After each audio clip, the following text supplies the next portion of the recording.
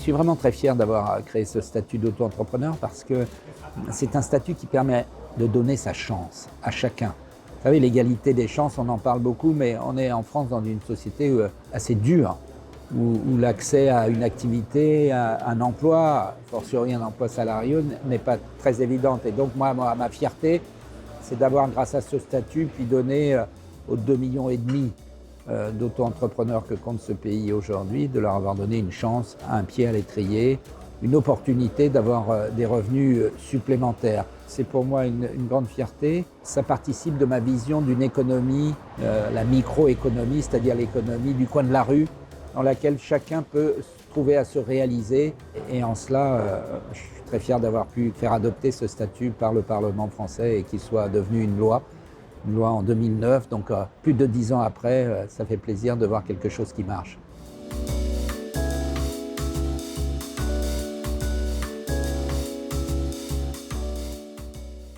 Le no-tourisme est quelque chose qui me passionnait lorsque j'étais au gouvernement. Lorsque j'ai été ministre du Tourisme, j'avais été élu député dans une région très viticole et j'étais préoccupé par cette sorte de guerre un peu fratricide qui existe entre une santé publique très rigoureuse d'un côté et puis la profession des viticulteurs qui souhaitent développer son projet et son produit. Et j'ai rencontré quelqu'un, l'ancien président d'Accor, qui m'a proposé de créer le no-tourisme en France, c'est-à-dire une politique qui vise à faire venir des touristes à partir d'une découverte du vin, de ses territoires, de sa culture, de ses paysages. Et c'est comme ça que j'ai mis en place les éléments d'une politique no-touristique en France. J'ai été élu au Conseil supérieur de no-tourisme comme président en 2018, conseil que j'avais contribué à créer lorsque j'étais ministre, mais je ne pensais jamais qu'on me rappellerait pour venir présider cette institution.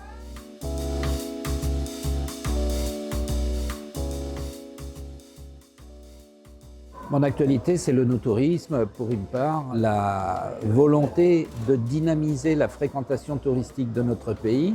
Il y a aujourd'hui 10 millions de personnes qui viennent pour découvrir les territoires français à partir de la découverte du vin. Ces 10 millions de touristes, nous pouvons demain faire en sorte qu'ils soient 20 millions dans les 10 ans qui viennent, si nous savons les accueillir, si nous savons valoriser cet outil majeur, le tourisme de découverte, dans lequel s'inscrit parfaitement le no-tourisme. Et c'est pour cela que j'ai toujours défendu cette branche touristique qui favorise la découverte de la viticulture, des producteurs de vin, mais aussi des producteurs de ce qu'on appelle le spiritueux, d'alcool, dans la mesure où les branches sont voisines. Et au Conseil supérieur de l'œnotourisme siège aussi le président de la Fédération française des spiritueux, donc l'ensemble des alcools, parce que les problématiques sont communes. On peut découvrir des territoires à partir de la découverte des spiritueux. Je pense par exemple au cognac.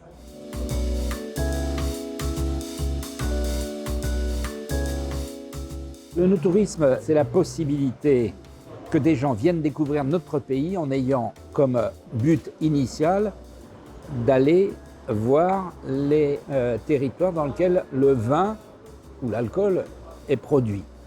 Il faut savoir que la France, c'est aujourd'hui 2/3 de territoires où existent des produits vitivinicoles. C'est-à-dire que vous pouvez comprendre et expliquer la France aux 2/3 à partir du vin. Mais si vous adjoignez les spiritueux, j'allais dire la bière, dont on voit aujourd'hui qu'il y a beaucoup de producteurs locaux qui se créent en France, vous pouvez parfaitement faire venir des touristes qui vont avoir comme idée première de découvrir le vin, mais qui vont découvrir surtout et aussi les gens qui produisent, les territoires dans lesquels ce vin est produit, l'histoire du territoire, les paysages, l'architecture. Bref, vous pouvez faire en sorte que les touristes aient comme clé d'entrée de la découverte de notre pays le vin ou les spiritueux, que sais-je. Cette clé d'entrée permet, comme toute clé, d'aller voir tout ce qui se passe.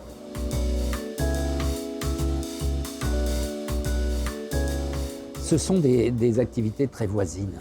Quel est le sujet? Le sujet, c'est comment faire venir des touristes à partir d'un produit qu'on va faire découvrir et dont on va faire découvrir l'histoire. et la production. C'est le no-tourisme. Le spiritourisme, c'est la même chose. De quoi s'agit-il? Il s'agit de faire connaître des lieux dans lesquels le produit est fabriqué. Je prends l'exemple de Cognac, parce que c'est un exemple emblématique pour moi du spiritourisme. Lorsque vous allez à Cognac, où tout est organisé autour des producteurs de Cognac, les touristes viennent visiter Cognac, mais ils viennent visiter l'histoire, la culture de ce territoire en même temps que le parcours initiatique dans lequel, à la fin de leur parcours et de la découverte du lieu de production, s'organisera la dégustation ou l'initiation. Œnotourisme et spiritourisme, c'est quasiment, comme disait l'autre, du pareil au même. Sauf que l'œnotourisme est aujourd'hui à un stade de développement très fort parce que il y a 10 ans, j'ai décidé de créer ce label Vignobles et Découvertes qui reconnaît les territoires dans lesquels tout est organisé pour que les touristes soient bien accueillis à partir du vin. Donc ce label Vignobles et Découvertes, ce Conseil supérieur de l'œnotourisme qui a été créé à la même époque, et la Fédération Vignobles et Découvertes qui aujourd'hui compte plus de 8000 adhérents, qui sont tous les adhérents labellisés Vignobles et Découvertes, et vous avez dedans aussi bien des viticulteurs que des hôteliers ou des restaurateurs. Autrement dit, l'œnotourisme a quelques années d'avance sur le spiritourisme, et surtout c'est un label d'État reconnu par les pouvoirs publics que le label Vignobles et Découvertes, ce dont ne disposent pas les organisations autour du spiritueux. Mais ils peuvent s'en inspirer.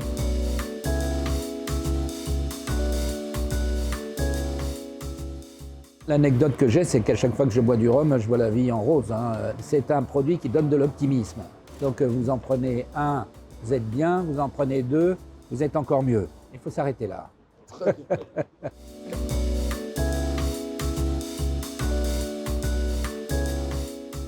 Moi, je suis très séduit par cette idée.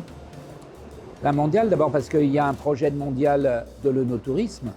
L'idée de réunir en France beaucoup de gens qui se sont lancés dans l'œnotourisme, c'est quelque chose qui me semble très, très intéressant. De la même manière, le mondial du rhum, l'idée de réunir en France beaucoup de producteurs de rhum pour faire découvrir leurs produits, ça me semble une idée intéressante. C'est la raison qui me motive pour dire que c'est une belle idée. En plus, ça crée de la valeur ajoutée économique, ça fait progresser, je dirais, les économies de ces territoires dans lesquels le rhum est produit et pour lesquels il y a souvent pas toujours d'autres activités. Donc c'est vital pour un certain nombre de territoires.